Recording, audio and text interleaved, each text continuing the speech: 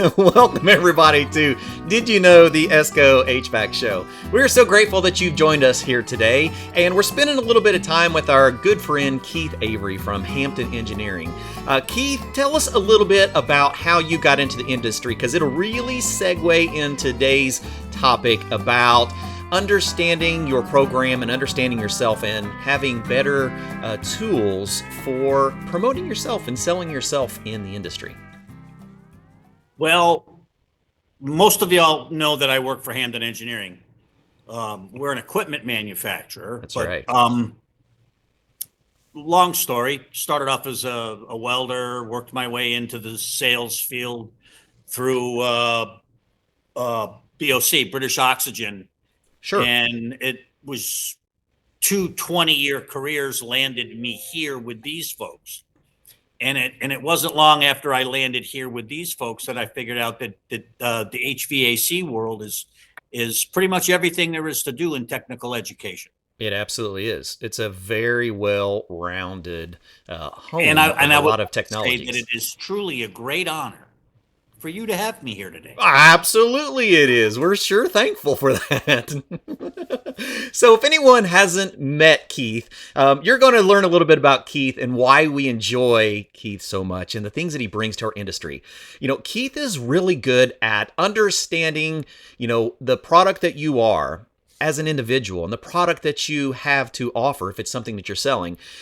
Better yet, how to present yourself. So today's topic is really going to be focusing on understanding your program, understanding your content, your delivery, and how to present it not only to your administration, but to your local environment, the people that are looking at your program.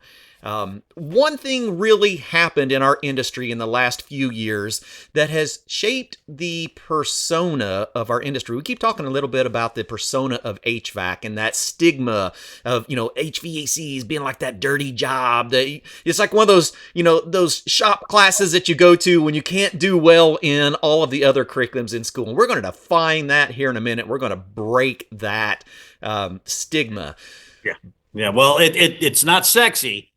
But we'll break that stigma. Oh, it can be. That's a whole nother topic. Yeah, there are. So here's what we're talking about. So if we go back to, those awkward years in 2020, 2021, 2022, as the world was being affected by COVID, one thing happened in our industry that a lot of people don't pay attention to, and it's very important when we look at the programs that we offer. The United States Department of Homeland Security declared that HVAC was an essential critical infrastructure workforce, right? So what that says, and this is exactly out of that, says that workers distributing, servicing, repairing, installing residential and commercial HVAC systems, building transportation equipment, boilers, furnaces, and other heating, cooling, refrigeration, and ventilation equipment are essential critical infrastructure workforce. That in itself places us into a very important role in our world, right? So let's talk a little bit about how that can benefit our program. Can I say something to throw that in context for everyone? Absolutely. Everyone sits there and says, okay, so what? You were declared essential. A lot of trades were. No. There were the Department of Homeland Security classified 17 classifications for essential workers out of 700 occupations. So while the vast majority of people were told to stay at home, many lost their job and never got their jobs back. We were told to go to work. So I think it's stay at work. People realize 17 out of 700. Yeah. When we look at technicians out in the industry, while many people were told to stay home, I had a lot of technicians that were working a lot more than they had before because of the expectations on particularly air quality, which we'll dive into here in a little bit, and how to, properly educate and understand air quality for not just residential, but even our commercial and industrial buildings. So we had a lot of our industry learning new skills. And that's really where I kind of took off in my side of the education. That's where ESCO went in and offered all the education to our programs to be able to promote online education because there was such a demand for that. So while most of our country, many of our friends were at home, learning to be in a different lifestyle, we were learning a different lifestyle, but we were still working and putting lots of extra hours in.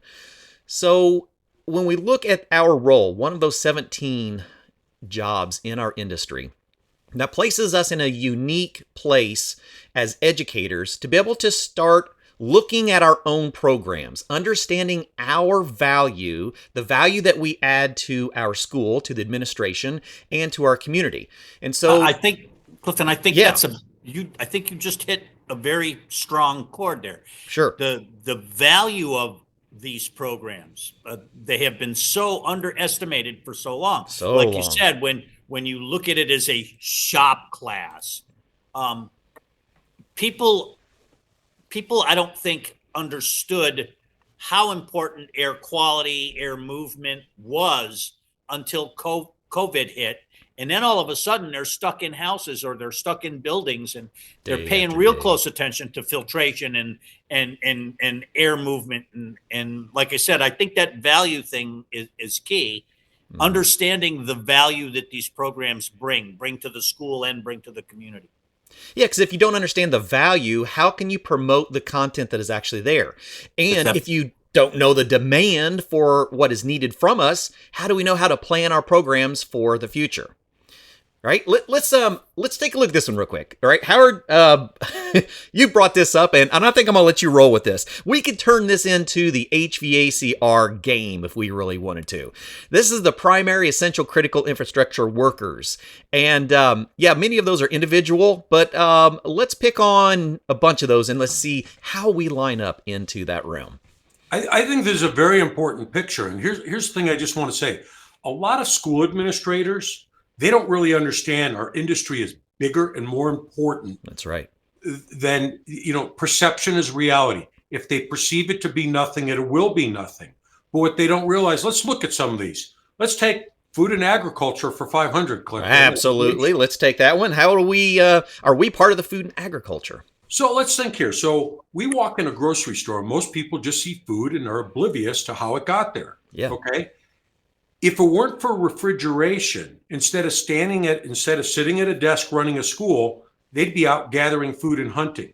We have a network of not just refrigeration equipment in that store, but let's take a look at it. The apples you're eating, the produce, much of that, we used to only get tomatoes certain times a year. That's due right. to proper refrigeration, storage of it. So whether it be a dairy, a meat packing plant, produce farm, it's refrigerated on site, transported through refrigeration. There's a network of refrigeration equipment that provides the nourishment we all need. So just right there, people don't realize we would not be eating if it weren't for refrigeration. Yeah, and refrigerated rail cars, all of that. Yeah, do transportation. Hey, let's take transportation and systems for 500. I wanted energy for 200. Yeah. Okay. Well, you hop on. I'll tell you what, and we're gonna have so much fun with this. Anyone that wants to know exactly what we're talking about, I'm gonna throw this up here. Grab your phone. So this is the actual documentation for the Department of Homeland Security that has all of this. I'll leave this up here while we're going through in case you want to, grab some snippets of that for future reference. So yeah, dive into it, Keith. Let's see what you've got. I've told this story before. I know Howard has heard me tell it. I was in Washington, D.C. at a Department of Energy seminar, and there was some Undersecretary of Energy up there. And it was an HVAC conference. Right. They had all kinds of HVAC contractors and people into this. And this undersecretary stood up there in the front of these people, and he said, and it almost knocked me off my chair, that over 75% of all the energy created in this country, 75% of everything produced goes to the heating and cooling industry.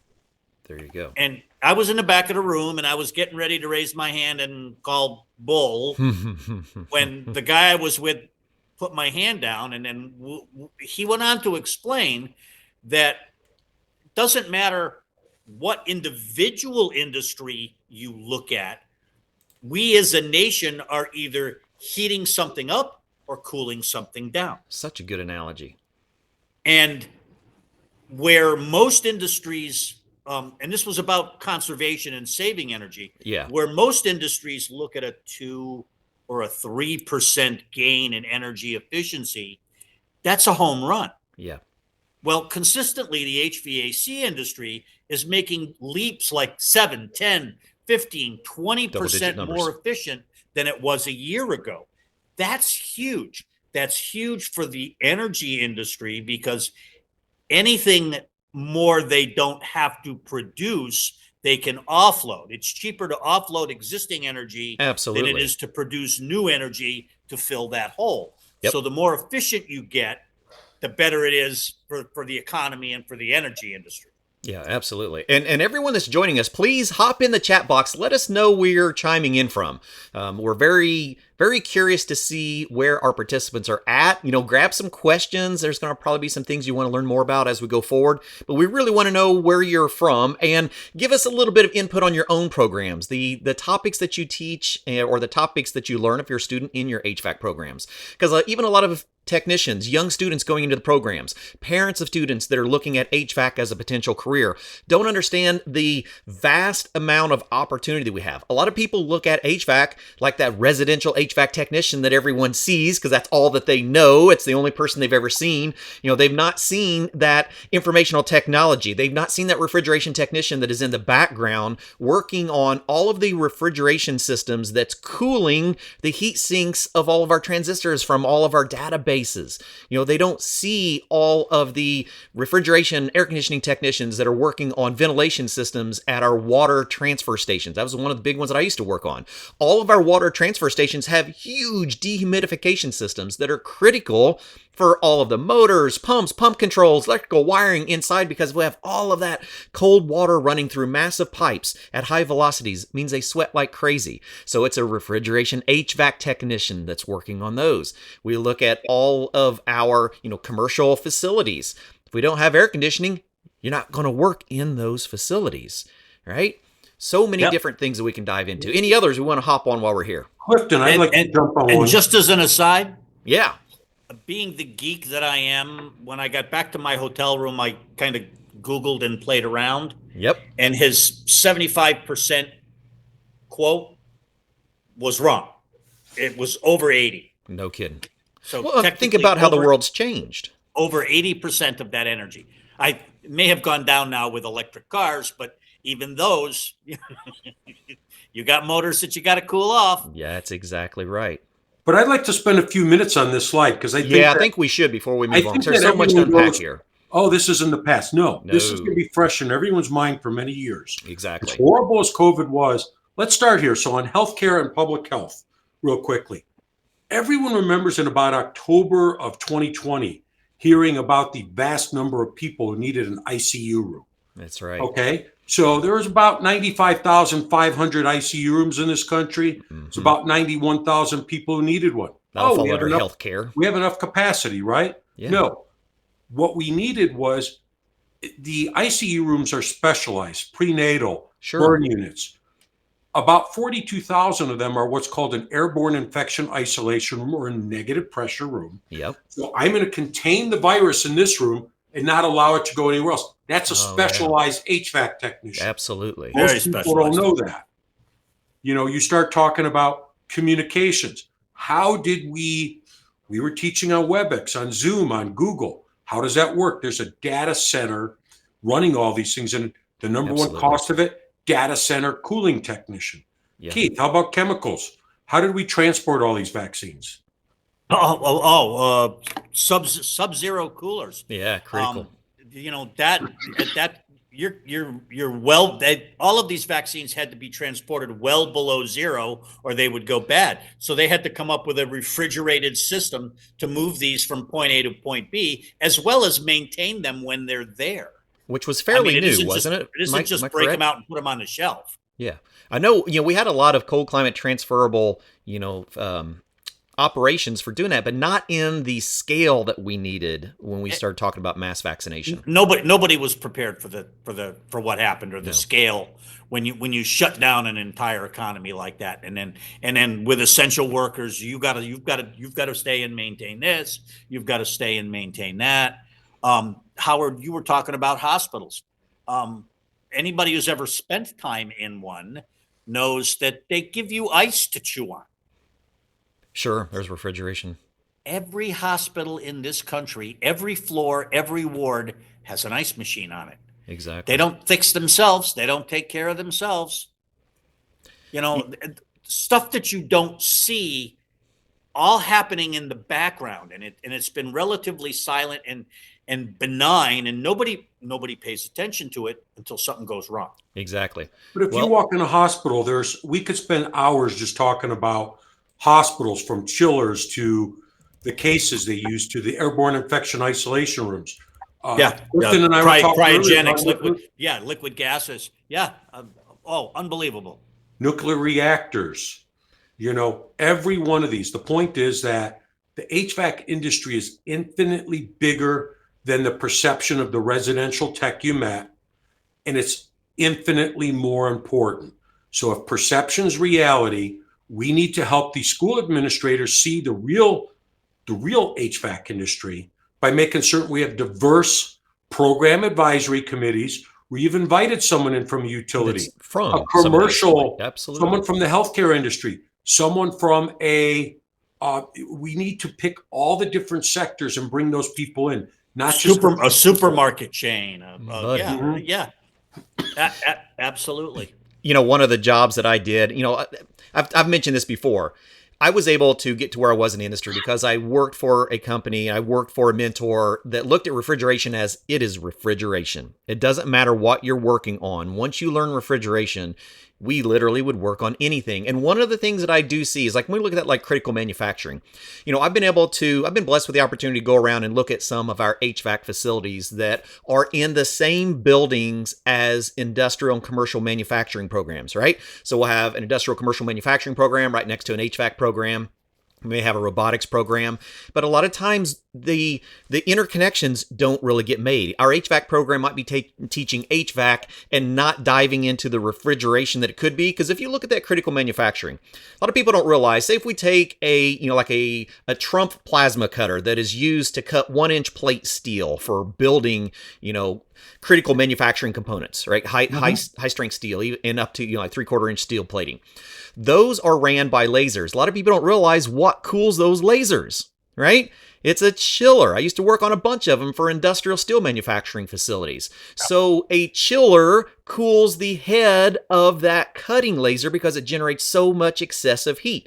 If you used to cut underwater. Heck yeah. So the same principles. So the refrigeration and the air conditioning industry play so many vital roles, but a lot of our programs don't understand that. So how do we prepare ourselves if we're wanting to expand our programs and look into new technologies, which are coming? We talk about a lot just in the residential HVAC industry. How do we do that?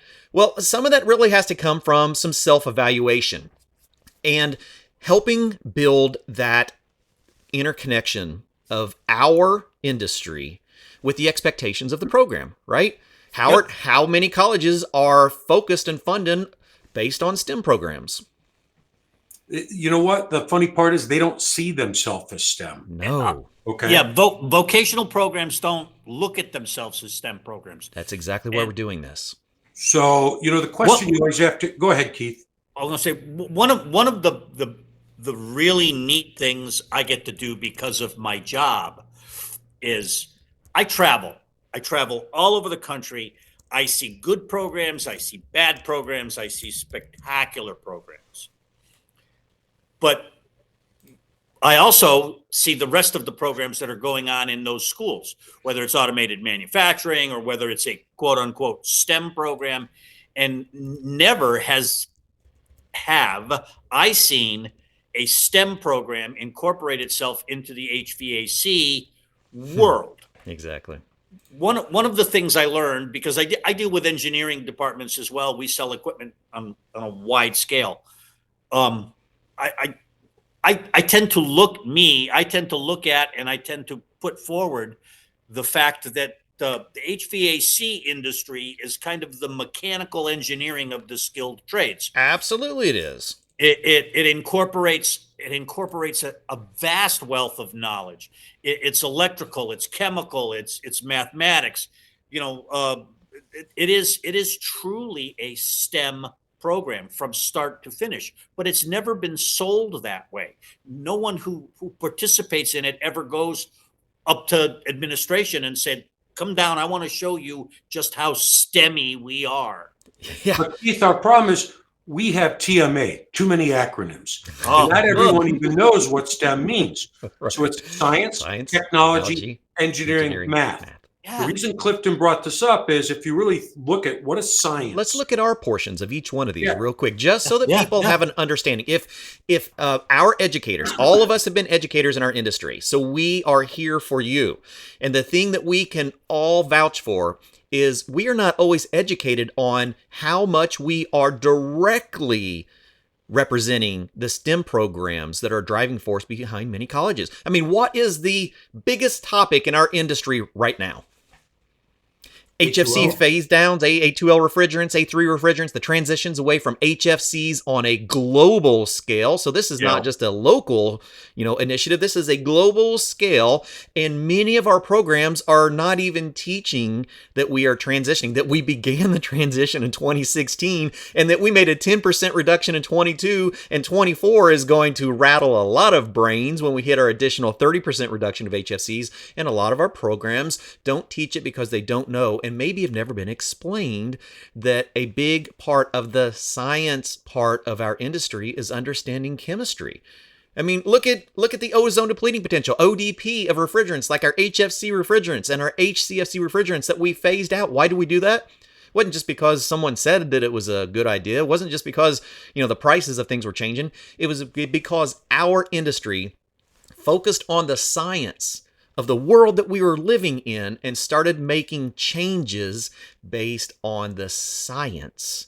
Correct. I think part of the problem is a lot of air conditioning teachers don't realize, or if they do, they don't convey to the administration, they're science teachers. So let's start here. If you teach psychrometrics, big fancy word for the study of air. Study of air.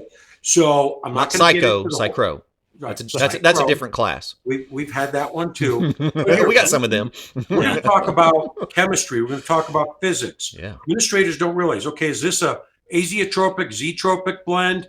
Let's talk about glide, direct current, alternating current, Ohm's law, Boyle's law. So we teach chemistry, physics. We're science teachers. Right. And that don't always get recognized for that. So that's what we're here to do. We're here to help you understand what you are actually doing.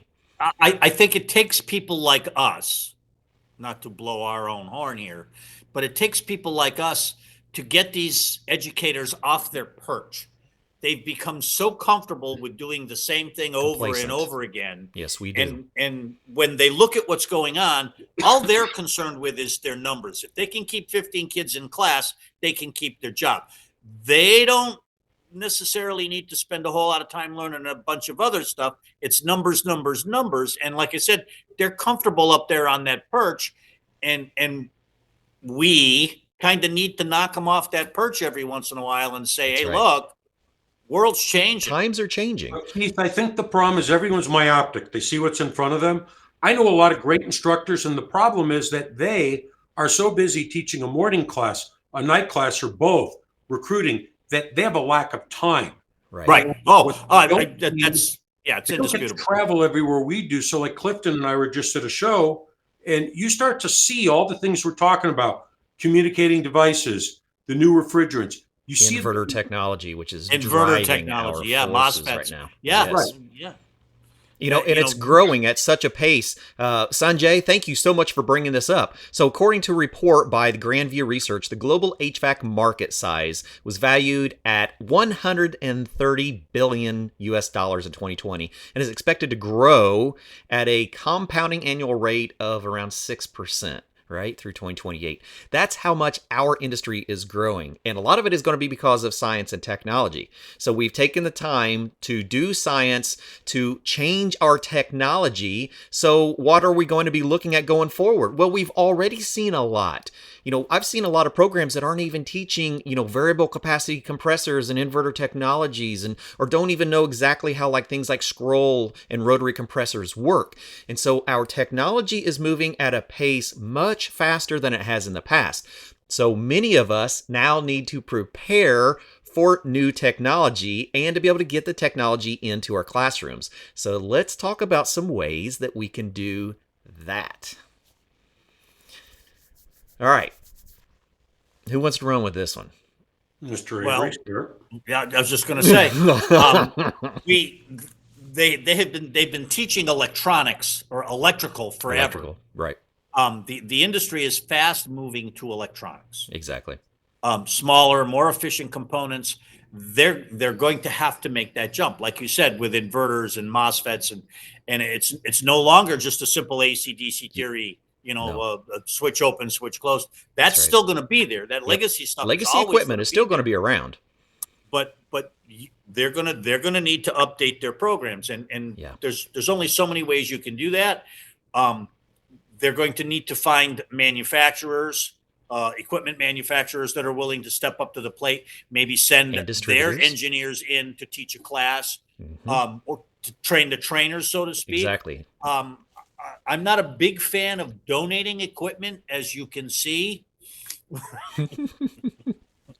but that's also part of it. If these manufacturers can drop a newer component on them, whether it's a scroll compressor or an inverter, and say, hey, look, 6 or 7 years ago, I went to the AHR show at the McCormick Place in Chicago, and there was one little row, and it was the Korean island, and that had new technology. That was the only place you saw mini splits. 31 manufacturers that I've seen this year at AHR. Yeah, now that's all you're seeing. That's it. Is minis and VRVs and VRSs, and so all of it is changing, and they're going to need to stay in touch with manufacturers. They're going to need to stay in touch with people like you, Howard, people like me, who can put them in touch with the people that they need to be talking to.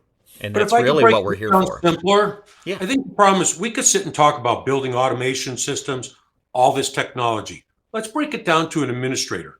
Most of them, when I talk to them, I ask them 2 questions. Did you ever work on your car as a kid or any electronics? That's exactly right. And they start getting going about all the things they did to their car. Sure. And I ask them, do you work on your car today? They go, no. Or electronics. Go ahead and take your smartphone apart. You can't. We all played with clock radios growing up. So let's talk cars for a second. One of my favorites. This many times. Oh, absolutely love this topic. We used to have a carburetor. Now we have electronic ignition.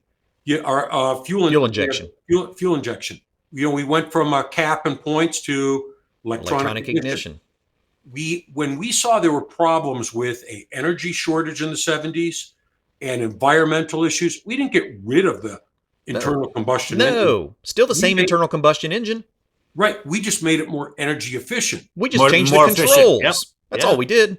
What's happening right now in the HVAC industry is the same thing. That's all. So if you explain that to your administrators, what happened in electronics and in the automotive industry is now happening in ours, and the requirements for success are much greater than they used to be. Yes. We are a STEM program, but people, we've all talked about this. I know we haven't got to M yet, but people need to know a much higher level of math than we're asking when they come into these programs. Well, we look at just manufacturers alone. We had just one manufacturer a few months ago come in and talk about the changes in their product lines due to things like the new SEER 2 requirements on equipment that started January 1st of this year, right?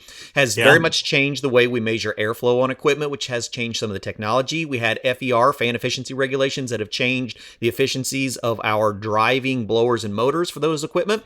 And so this one manufacturer actually showed us the product lines just for the outdoor units, and they only had a couple of models of equipment that still used contactors to drive a single or two-stage piece of equipment, right? We're moving to either inverter technology or at least MOSFET solid-state technology for our internal compression engine, right? We're not changing the internal compression. It's still a vapor pump. Yeah, a wheel's a wheel. It's a wheel. We're not trying to create a new wheel. We're just cleaning it up a little bit and greasing the gears. Yep. That's exactly right. And that is what we're here for, is to help teach that technology. So a lot of people go to things like the AHR Expo, which we were there, just not too long ago, just a few weeks ago, to look at new technology coming to the industry. Well, then we encourage all of you to join us at the National HVACR Education Conference. That's where you learn how to work on it. That's where you meet the different technical trainers of the industry, the manufacturer trainers, the distributor trainers. That's where we get all of our information to dive deeper. And it is such a driving force this year. It is a record attendance for us by a long shot, because people are understanding that times have changed, and now we have a lot of education that we have to catch up on. So we're not here to scare you. We're here to help you understand that the world is changing. Now, how do we prepare ourselves to approach our administration? Because now we're going to be looking for some continuing education, aren't we? That's a good start. You can't teach what you don't know. That's exactly right. And I know we're talking STEM, but here, let's just segue for 1 second. If technology keeps changing, here, you don't go ahead and have a computer program and say, let's use old 286s or 386s. Right. Let's not run our automotive program on 1982 Datsun B210s. You're always bringing in the latest technology. Yes. But a lot of administrators, they see a thermostat on their wall that hasn't changed in several years. So the industry must not have changed very much, huh? They don't realize what it's But even if it has, they don't know. Sure. Right. That's all that they see. That Honeywell HVAC equipment is running pretty good, and it's always ran pretty good, and so nothing must have changed in this. Well, that's the Honeywell thing. HVAC They system. think the brand that they have of equipment is called Honeywell. Right. The thermostat. So we have changed a lot in our technology, and that's the point. Is just that it is time to educate ourselves and to bring some new technologies into our programs, and we're going to keep diving into how to do this as just one step along the way. Yeah, it's absolutely correct. That's the only way you can advance. And what's the adage? It's not the big that eat the small; it's the fast that eat the slow. Wow. Okay, you want to talk engineering? Where would you like to go? Ice hockey, a hockey ring? Would you like to go to duct design, reading and interpreting building prints? I mean, we could spend hours just talking about all the engineering side of our industry. And technically, as far as the STEM acronym goes, engineering is the implementation of science and the technology to get somewhere. Yeah. And you're right. It is the basis for everything you do. Yeah. From duct sizing, laying pipe in like you said, Howard, in an ice rink, BTU capacity, geothermal designs. heating. We have a fella here in town that put a geothermal system in for his driveway to melt the ice and snow in the wintertime. Sure. So it's all engineering. When we look at an HVAC technician, we use this reference quite a bit. There was a time where a residential HVAC technician was a HVAC technician. Now our contractors are moving into more of an environmental scientist.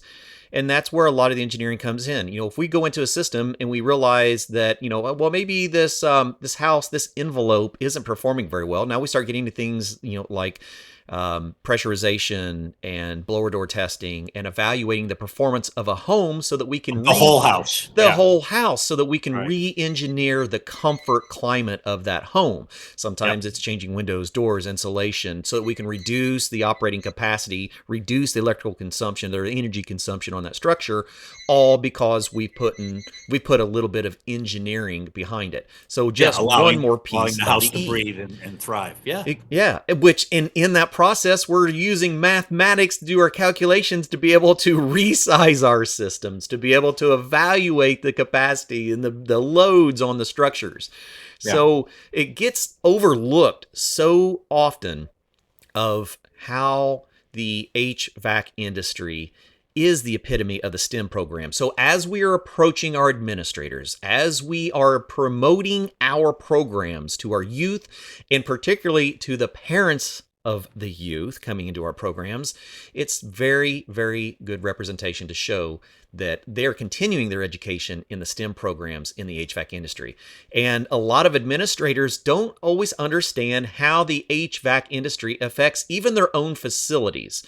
So if we're planning on asking for funds for training, we're planning on asking for funds for developing our program, we're wanting to expand our capabilities of our program, both with technology and content for delivery and professional development, let's take a minute and let's help our administration, let's help our coworkers understand how the HVAC industry actually affects the buildings that they're working in on a daily basis, right?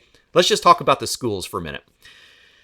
Every school system we have is going to require some type of heating, right? Even in our South, we always have some type of supplemental heating. So depending on the regions that you are in, you have large technology that doesn't always get looked by the administration. So why not take the opportunity in our conversations to highlight how technologies have changed in our own structures? You know, we see all these projects happening at our schools and at our buildings, but is there any follow-up from our educational program going, okay, now we have this new technology, we're going to have to start looking at programs to help introduce our students into the technologies that are coming our way. The acronym is TOFU. TOFU. Take ownership and follow up. Okay, so that's where we're at, is taking some ownership. So, right, we've talked about this. We all have realized things are changing, right? Yeah. We've gotten past step one. The world is changing. Our industry is changing.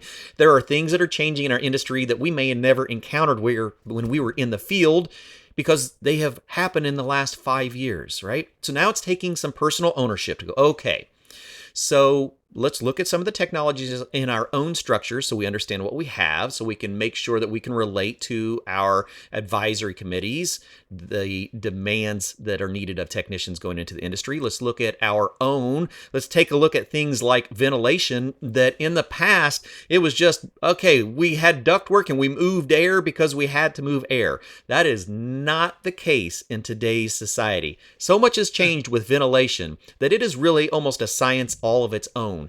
And Howard, you may want to run with this one, because this is something that you spent quite a bit of time on. Both of you probably have some input on this. Well, I have 2 words. Okay. Legionnaire's disease. Oh my gosh. We'll go there. And let me just say something. I think that here, Clifton, one thing I don't think a lot of people don't spend the time to explain the acronym. What is heating, ventilation, air conditioning, refrigeration? Sure. Breaking these things down. You just mentioned heating. Obviously, there's parts of the country you wouldn't live if we couldn't make it warm. Yes. What was the first thing we all look at? Hey, man decided we got to figure out how to make fire to stay warm, right? Right. Well, I think out of the HVACR, ventilation is the least talked about, but one of the most important. Yes. Look at all the federal funds that came to the schools during COVID. Why? Because they knew in order to reopen all these schools, they had to do something about proper ventilation. About the air. So I looked this up earlier. I want to say it's correctly. It's the National COVID-19 Preparedness Plan. The United States will launch a Clean Air in Buildings Challenge. It's about an 89-page booklet to improve ventilation in buildings and implement cost-effective ventilation and air filtration improvements. This is about IAQ. Yeah. So without saying where, you and I travel to a lot of shows. Recently, Indoor air quality. Oh my gosh. Clifton and I were at a show and everyone seemed to feel very sick. And Clifton and I noticed 2 different things. Clifton looked up and what did you see? All of the supply diffusers for the building were tarped up, controlling the air distribution so that the oversized displays that we use at some of our expos weren't being moved by air. And then I happened to walk by a booth where they had some instrumentation that said the carbon dioxide levels in that booth were 2,700 parts per million. Okay. So is that good? we were all getting, no. Sick building syndrome, people getting sick, not feeling well. This all comes back to ventilation is a lot more important than people realize. I shared a story with Clifton earlier. I'd like to share with everyone else. A lot of teachers, they try and make certain they have a permanently installed mechanical ventilation system in their program. Right. It's for the safety of them and their students. And a lot of times when we're talking to administrators, I don't want to spend that kind of money. If there's a problem, someone can open a door or go get a fan. Yeah, no, open the window that doesn't open anymore. And it's not till you explain that all the ventilation in the school is connected. And by the way, if we accidentally were to create something like phosgene gas, that will make it to your office as well. That's right. Then it's going to get there. Yeah. Then their ability to spend the money. The point is that proper ventilation is what allowed us to open up commercial office buildings, restaurants, schools. It's something that you need to spend more time explaining to your administration by giving examples. And one last thing I want to say, if you're doing a remodel on a school, anyone, don't put in drop ceiling tiles. Why would we hide it? What we're teaching? Exactly. Color code it. Turn it into a learning experience. Make it pretty. I see that more and more in my travels over the last few years. That's right. Where they're actually using the building as a teaching tool. Exactly, as we should. And this is really part of this. It really is. So now not only are the HVAC guys exposed to this, but anybody walking down the hall can look up and very easily and readily identify what air is going where, how it's being carried. But yeah, using the building as a teaching tool, if you're remodeling, is crucial. It's absolutely crucial. Yeah, absolutely. There was a couple points that were just made, and we are encouraging you to give us some of your ideas because we see some conflicting ones, and we want to bring this out. I mean, it's the whole reason that we've, brought these personalities in here because we care so much and we're passionate about this from so many different angles. We have some comments about, bringing new technologies into programs are absolutely crucial for the understanding of the technicians. And then we also have, we still need to teach on our, legacy mechanical systems. Absolutely. We have to teach both of them. The thing that we have to understand is the difference between what we consider legacy equipment and what we consider inverter equipment really do function the same. They have different components to do the measuring. If we look at a set of mechanical gauges, a lot of technicians or a lot of educators will say, well, I'm going to teach everything on mechanical gauges because I really don't want them to just be given all the numbers in a set of digital gauges. Here's the reason. I'm an analog guy. I teach everything by analog. You have to learn the fundamentals. So we're not talking about replacing the education we're doing. We're talking about adding some supplemental educational programs to expanding it. Like, okay, so if we look at a set of mechanical gauges, right? I teach mechanical gauges all the time. We're still going to go use some additional tools to read temperature so that now we can make conversions for superheat, subcooling, blah, blah, blah, right? When we go to a set of digital gauges, here's the important reason to approach your administration to be teaching both mechanical and digital. If we teach on digital gauges as well, what is a digital gauge doing, right? We're adding some temperature thermistors, just like those thermometers we were hooking up onto our line sets. We are using pressure transducers. By the way, most of those are 5-volt DC pressure transducers so that we take a pressure, we change it to a numerical value so that we can calculate pressure and then we can convert to temperature. So we're just using temperature thermistors and pressure transducers to be able to read the performance of a system, right? What happens when we start teaching inverter technology? We're just using temperature thermistors and pressure transducers to operate the equipment. So if you can teach the mechanical gauges for all of our principles and how things actually function, we can get to the root understanding of our functionality. And then we add on top of that the digital component. We have prepared our students for transitioning to legacy equipment and now into inverter technology so that they can understand and see the difference along the way. Yeah. We're not replacing the content. We're just adding. Right. Updating the product that you're putting out for the public. That's exactly it. But analog versus digital on instrumentation, if we're talking to administrators, something I try and bring up, if we just had in every kid a calculator and never teach them basic math, it's the same example. You want to make certain they understand numbers in, numbers out. We give you a piece of load calculation software. No, we want to teach you how to do it manually first. So You need both. We're all still about. Oh, One of my math- first where'd jobs my math go? was working in the sheet metal industry. Yes. And it was a fabrication shop, and we had to do bend allowances and bend tolerances and angles. And there were no, when I graduated high school, there were no calculators. Sorry, just weren't there. Just an abacus. It's the abacus, a slide rule. I still have. I bought a Texas Instrument calculator for like $160 that had a little 10 red LED display because it would do sines, cosines, tangents, cotangents without me having to do them longhand. And now I learned how to do them longhand because I had to. Yes.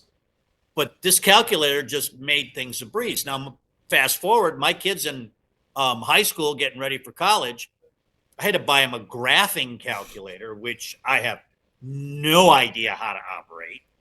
And he's sitting there, and I'm watching him do this calculation, and I'm sitting there, and I'm doing it longhand on a piece of paper next to him. And he said to me, "What are you doing?" I said, "I'm doing the same thing that you're doing. That's it." And he said, "What do you mean?" I said, "This is the formula of what that button does." And he said to me, "There's a formula?" And I was like, "Yeah, it's just that he didn't get the correlation that it could actually be done longhand. To him, it was just a button on the calculator." Exactly. And not that that's a bad thing, but it shows some of the changes of how they learn and what they learn. But this one's a pet peeve to me because I go to a lot of program advisory meetings, and one of the questions comes up: what level of math does a student need? Because they still have this antiquated view that this is shop class. That's right. Yep. And when I say, do you have a copy of the blueprints for this building?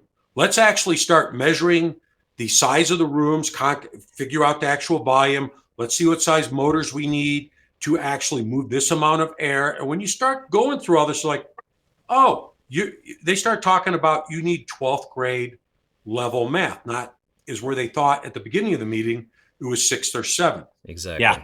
Yeah. Remedial math is not enough today. It's huge. When you talk about math, people don't understand the math that's involved with the skilled crafts. And I'll go back to me as I graduated from a trade school.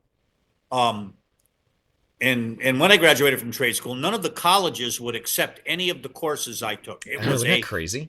It was a trade school. Yeah. I told Howard and I those classes must not qualify for secondary. Back when I went, your choices were, if you were a child such as me, your choices were go to jail, go to Vietnam, or go to trade school. Right. Well, my maths were geometry, trigonometry, and calculus because I was fabricating stuff. Exactly. I taught my college-bound buddies that went to the college prep schools, I taught them calculus. And they would look at me and say, "How do you know this? You go to trade school." That's right. And I said, I thought you guys worked with crayons over there. Yeah. I said, I have to know this. It's my job. It isn't just a formula. It's practical math for me. I need to know this. And they were flabbergasted that I knew the math that I knew. Math is big, and once you've mastered it, it gets so easy and so much fun. Absolutely. So you got the air conditioning slide up. Let's just say this. 2 of our fastest growing states are Florida and Texas. Yep. Would anyone in their right mind be moving to someplace like Orlando if we didn't have air conditioning? Exactly. Or to Houston? No. Not in the summertime. This is the easiest one. This one, every instructor should be able to sell this one to their administrator because most of them would not want to even be in their school in the summer if there was no air conditioning. And the most popular air conditioning means is now into our commercial VRV. So if we're teaching even the inverter principles, we're not necessarily asking that you're teaching the entire installation and service side of it. We would hope that you would, but we know that you don't have all of the time necessary for doing that. If we can dive into the principles so that we can understand the operation of these systems, now we can prepare them for things like the inverters in our commercial VRVs. So now we can even look at our administrators of a air conditioning perspective, new technologies, and go, hey, have you seen any of these on your walls anywhere? Or have you seen these 2x2 little, air ventilation pieces in the hallways? You know, those are all tied to inverter technology, which is now the new norm in our industry. So we can get prepared for what these technologies look like instead of getting out into the field going, where's the contactor for this thing? Yeah, right. It's a whole different scenario. It's all network and communication now. Absolutely, it is. And then we get into the refrigeration side. You know, this was my realm. So refrigeration is where I cut my teeth in the industry. And all we have to do is walk into a modern school cafeteria. Has anyone been in a cafeteria in a modern high school in the last 10 years? They don't look like one from, 20, 30 years when we grew up that had standalone piece of equipment. Yeah, it's not all stainless steel and plastic trays. No, and we are now moving into R290 and R600 as a prominent refrigerant and CO2, but a lot of our standalone units are utilizing things like 290 and 600. I've just seen a recent manufacturer that had a 3-door reach-in freezer running on R290 because it was able to get the BTU capacity in those smaller quantities of refrigerant. So I was going to say, it's got to be. Yeah, it's still under our our flammable refrigerant requirements for A3 refrigerants, but we're able to get larger pieces of equipment. So what does that mean for our programs? Well, it means that our program should be teaching A3 refrigerants and A2L refrigerants. So if we teach any kind of refrigeration, we need to be teaching R290 and R600, which means we're probably going to have to go back to school ourselves, or at least into some preparatory classes, some prep manuals, which we've got programs on A3 flammable refrigerants. We've got programs on A2L refrigerants. So the information is there. Now you need to be able to sell yourself as to why you need to be able to teach these. All you have to do is walk an administrator over to the kitchen and go, do you see that 2-door true cooler right there? That's been using R290 for the last 10 years. And well, you know what's in it? Freon. Yeah. Big change in classifications, isn't it? You have to sell it. You have to explain to them that this is not your father's air conditioning anymore. No. This isn't Willis Carrier's refrigeration anymore. Things have evolved. We're next generation, and technology is changing not just a little bit, but exponentially as it comes at you. And like I said, if you're not there, it's not the big that eat the small, it's the fast that eat the slow. If you're not moving fast enough, you're going to get left behind. That's exactly right. Well, if it weren't for refrigeration, we'd only have a few days supply of food in this country. And a lot of people don't realize that. Yeah. 3 days. 3 days. Yeah, I won't even go into emergency generation for grocery stores. Yeah, I'm a bit of a prepper. And when you said fire, the 4 essentials: shelter, fire, water, food, in that order. Yeah. Fire's right there. Got to stay warm. Got to stay warm. You got to eat. Yeah. So let's talk about ways now. So we've got the understanding. We know that transitions are happening. We know that technology is changing. We have accepted the fact that we're probably going to have to educate ourselves a little bit.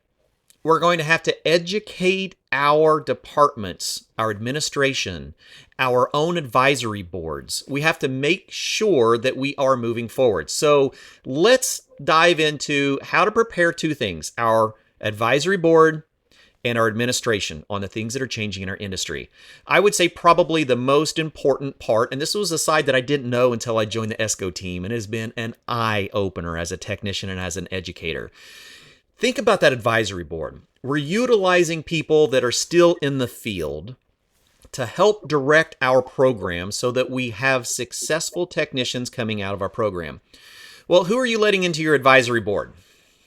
All right, Howard, you know this one as much as anybody. Well, the question is, so you're told you have to have 2 program advisory boards per year. Right. And you have these 2 program advisory meetings, and you just get that checkbox and you're very happy. Right. Well, the problem is if you really take the time to think about why you should have one, the whole idea is your program keeping up with the changes of the industry? Exactly. So if you just invited someone who came because you're serving free lunch, checked a couple boxes, you're not getting what you're really looking for. So let's start here. I've been to program advisory boards where the people were there were parts changers. They were installers, okay, versus looking for some of the leading people in your area that see where the industry's going. So who you invite is very important, not just because of technological Not just because you filled the changes, seat. but I also think a big thing is, I keep saying this, perception is reality. So part of the problem is I've been to advisory boards where someone shows up who's wearing a torn t-shirt, pulls up in a beat up truck. Just came out of the crawl space. They look like they just climbed out of a crawl space. And another person walks in a coat and tie, and the administrator go, who are these two people? They think that the one who came in a t-shirt just climbed out of a car from Jiffy Lube, and the other one they want to meet. And when they find out they're from some large mechanical contractor, they're instantly interested in talking. So let's start here. Number one, if you're going to hold a program advisory board, best time to hold it early in the morning before anyone goes to work, when they could come in and they're clean. They can wear nice clothes. If they're in a uniform, if they are truly a technician, get them before they hit the ground. That's exactly right. Secondly, if you're going to have a diverse group of people, make certain you have some of the business leaders, not just the people or the technicians, because they are going to help your administration really understand what the industry is. And lastly, just diversity. When you start looking, draw a circle around you. Contractors of residential, commercial, manufacturers, utilities, hospitals, right? Hotels. Any building in the area has the potential to be part of this, and setting it up, like Howard said, getting them in there, showing them what you're doing, how you're doing it, what they're using for tools. Let them look at that and let them tell you where they think you need to go. The whole point of this endeavor is, with an industry, we refer to it as an industrial steering committee. When we talk to other people in the industry that come in that give us suggestions on how to go and what to do. And the advisory committee is an old term. I, as a sales guy, a lot of this is language. And like Howard said, perception. When you're talking to an administrator, administrators tend to fly at like a 30,000 foot level. Absolutely. Well, when you're flying over middle America, you look down, you can see a boatload of farms down there, but you can't see the people in them, unless the farm is on fire. So that's kind of where your administration is, your administrators, your school administrators. Your program is just one of many that they have to deal with. You need to find a way, and you need to employ sales skills to make this happen. Exactly. But you need to find a way to make them pay attention to you, and you need to find a way to go back to tofu, make them take ownership. Because otherwise, if you're not causing problems, they're not dealing with you. They have 15, 20 other things that they need to take care of. Now, I'm not saying cause problems. I'm saying you have to change your approach. You have to go to them with industry partners, or introduce them to the industry partners and say, look, this is where the program is headed. This is what I need to get from here to be successful. There. Show them a problem that industry is looking to solve. Show them that you have the solution to the problem and that he is the key to that solution. I'd like to just give an example, because Keith, you and I've talked about this. A lot of instructors, they'll go to the college president and say, I need X, Y, and Z. I need money. I have a problem, but I'm one of 300 programs and one of that all need money. Faculty members. They have much bigger problems than just, I need $500 more. Exactly. Keith was working with one school where they took the time to explain what the number of people were moving to this state, moving into the area, problems with the grid in that state unless they can maximize the energy efficiency. Sure, absolutely. So as a result, they went from we couldn't get a couple $100 to they got over $40 million because they solved the problem, not just for the school administrator, But for the but area. for the state. Exactly. For the That community, the state. Yeah, exactly. But that took a strong program advisory board to sit there and say, here's the technologies we could be teaching that is going to maximize the energy efficiency of this area. But we can't do it unless we have a training center that can teach them with the equipment, and B, your support to make this happen. Yeah. And that's how Yeah. you build a department. And like I said, I'm a sales guy, and Clifton, you and I talked a while ago. In my world, everything is sales. Right. And the faster you understand that, the easier things are going to become. And it really is. You know, when a baby figures out that they can get what they want by smiling, they employ that smile. That's a sales skill. Sure. You know, there are oh, man, this goes back to Howard, a conversation I had in Ann Arbor, Michigan, in a really bad Chinese restaurant one night. We were sitting around actually. we were sitting around the table after a UA event, UA training event, and I was sitting there with some of ESCO's trainers and judges, and we were talking, and somebody said to me, well, you know how to talk to these guys. We don't know how to talk to them. And that's when it hit me that they don't look at themselves as salespeople. And Wow. when you change the way you look at yourself and how you approach what it is that you want to get, all of that comes into play. Communication skills, collaboration, verbiage, how you approach, when you approach, make sure you know what it is that you're asking for. Be concise.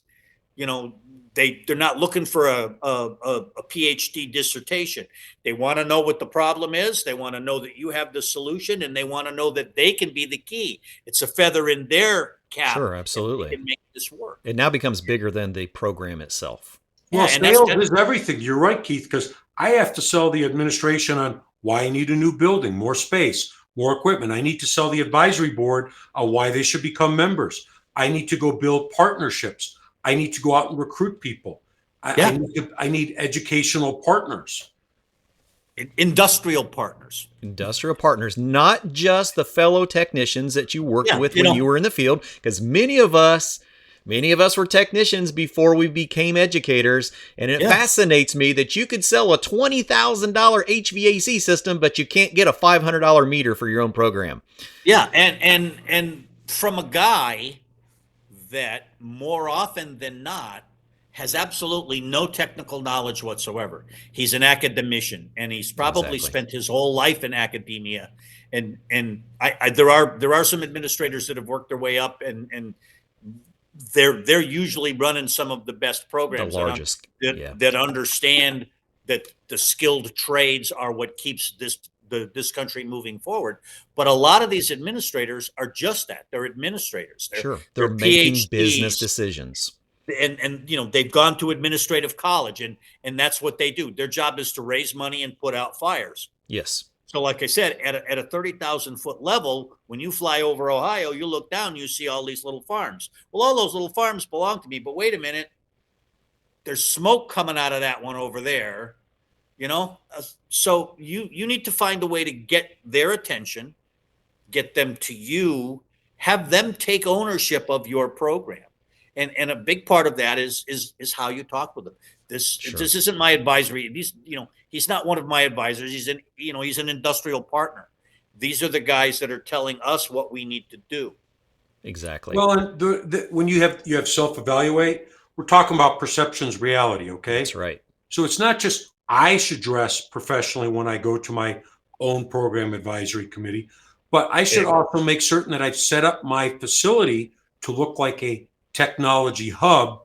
I've walked in buildings that look like, for anyone's old enough, Fred Sanford's, front yard on Sanford and Son. And I've walked into others that are technology hubs, and they have the same equipment. It was just a matter of lighting, how things are laid out, Presentation. How it was piled on top of one presentation, another. cleaning. Exactly. I walked into one program which is probably the worst I ever walked into. And I had someone almost set my pants on fire when I walked through the door, and there was just garbage everywhere. I got a call several months later from a new instructor, and I didn't even want to go over there. And I went over there, and I couldn't believe I was in the same building. He emptied out the entire place and became one of the most beautiful labs I've ever seen. Exactly. But a lot of it is presentation. So whether you're trying to sell students on coming here, their parents, your educational partners, I want to get local wholesalers and manufacturers to be my partners. Well, what am I showing them when they walk in the door? Exactly. What do they see? And a big part of that is passion. Yeah. When I talk to schools that are looking to hire instructors that are starting new programs, and I will tell you this, lately there are more and more high schools that are putting basic HVAC programs or HVAC prep programs, Very big growing trend, back online. Yes. To slate these kids to go into the technical colleges. Right. But the guys that teach these programs, the instructors, when I'm talking to an administrator or a principal and we're talking about who they're hiring, and the bottom line is whoever you hire, they've got to be passionate about what they're doing. This isn't the kind of job you take just to take the job. If you want this program to flourish, this guy has really got to be passionate about HVAC from top to bottom. And if he is, then he's gonna move heaven and earth to make sure that program succeeds. Well, and Keith, it's he or she, whoever you find. Sorry, a lot of great yeah. female instructors, and I'll just say this: Yeah. we want people who do this for the outcome, not just the income. Correct. And that's really what it's about. So right. true. And that's an easy thing to spot, Howard. Like you said, when you walked back into that program, that I'll guarantee you, his passion for that program was far above the guy that was there before. Oh, this had nothing to, the building didn't change. The administration didn't change. Yeah. What changed was you had a forward-thinking instructor who knew exactly what that place could be. Exactly. The capabilities. Yeah. Somebody. I have a couple of instructors that are my go-to guys.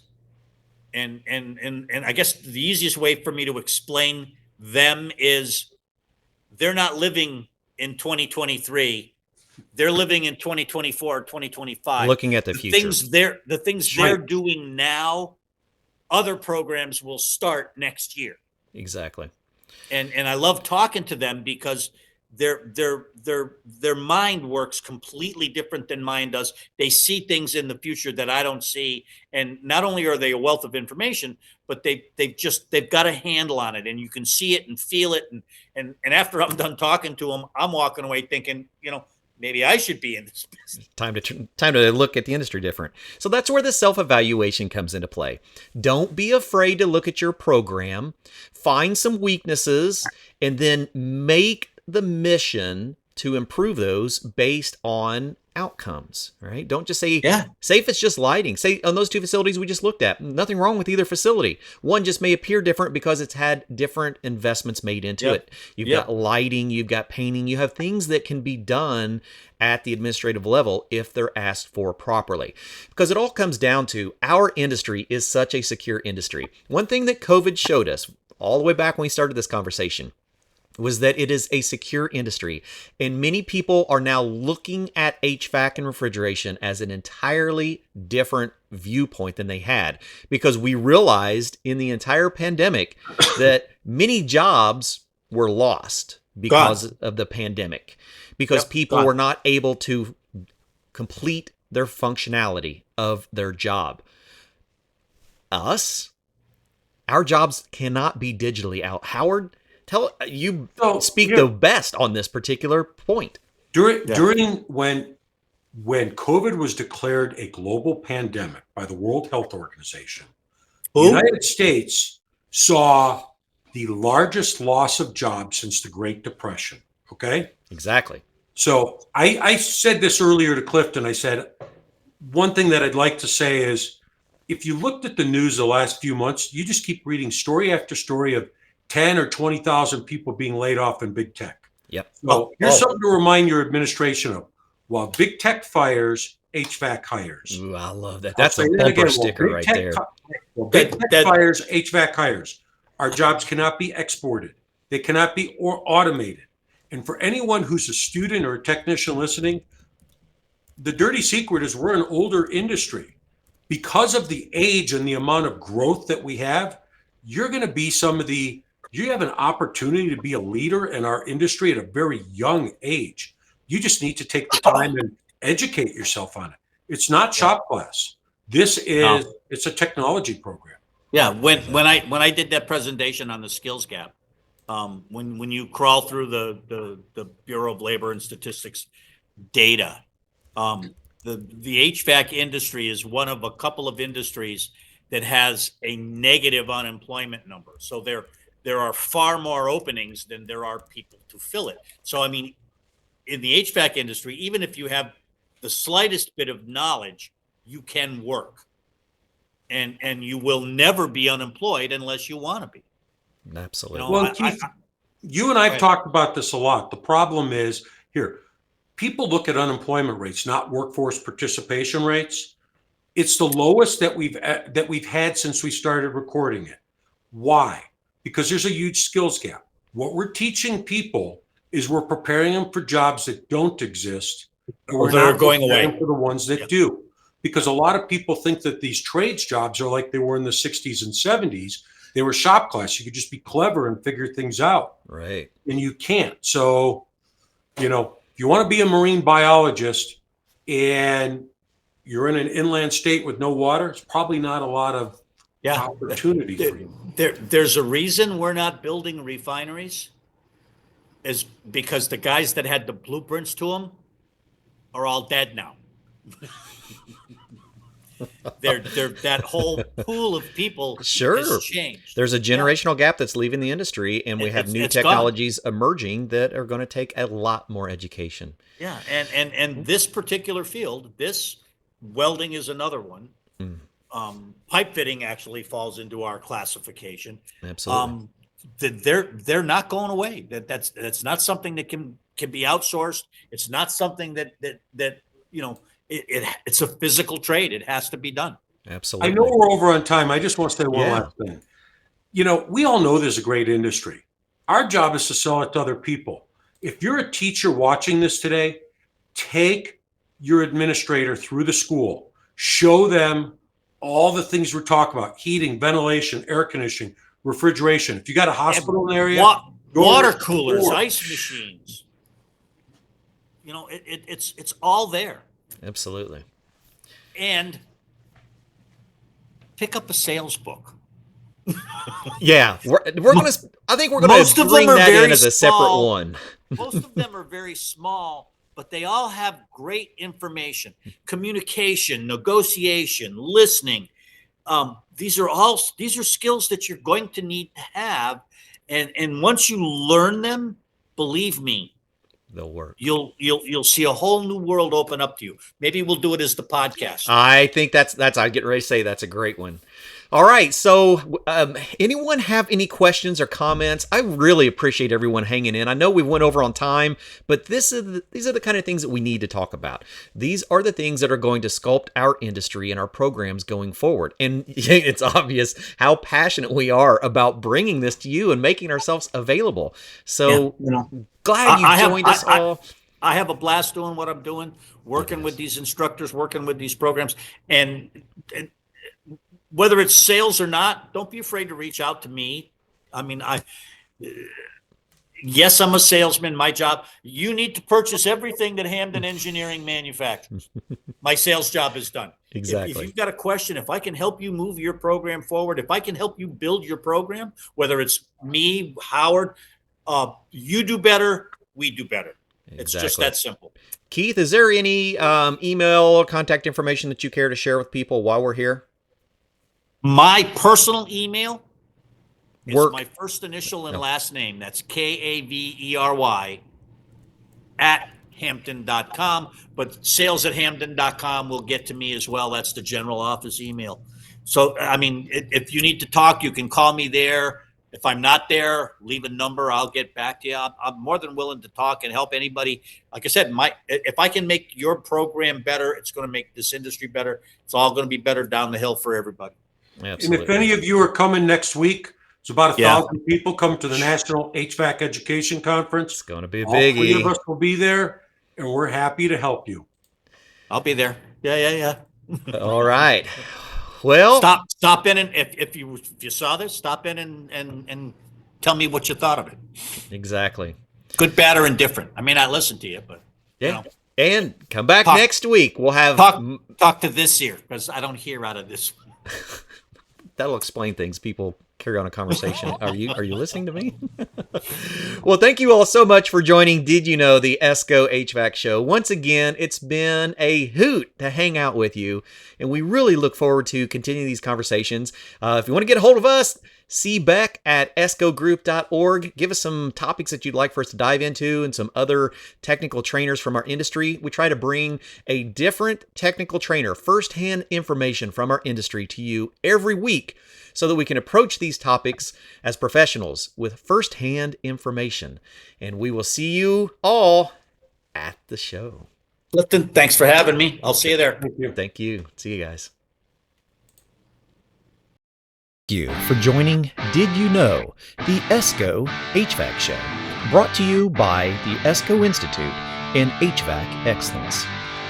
Our mission is to bring the top educators of the industry here for you in a live, unique experience so that you can join us from multiple social platforms, all with the opportunity to ask questions, to be involved, and to learn about the things that are changing in our industry as they are changing. Subscribe to our YouTube channel to get notifications when we go live every week. Are you an educator looking for resources to be the best that you can be? Man, you're in the right place.